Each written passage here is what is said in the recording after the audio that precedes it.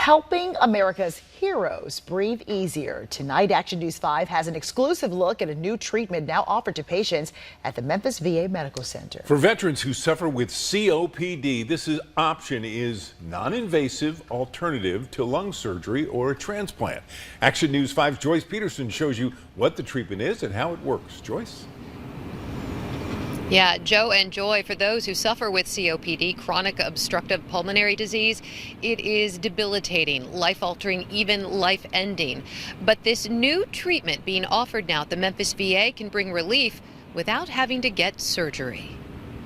It's the most horrible thing I've ever experienced in my life.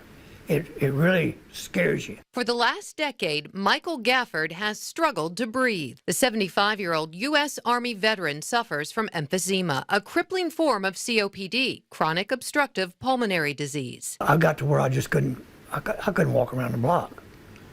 I could barely get to the mailbox and back.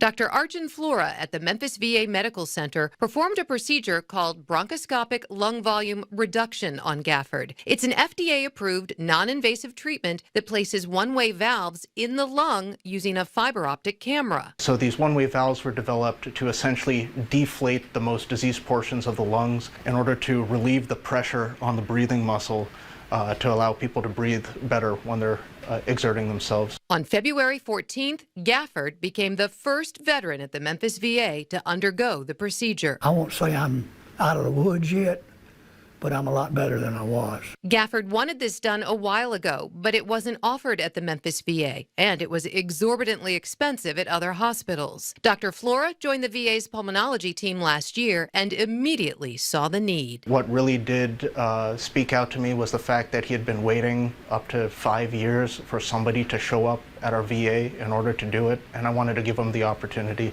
These tiny devices now making a big difference in Michael Gafford's quality and quantity of life. You know, I've got 2 daughters and 4 grandkids, and I'd like to see them all with families before I leave this world. You got to do something. You got to try something. You can't just give up.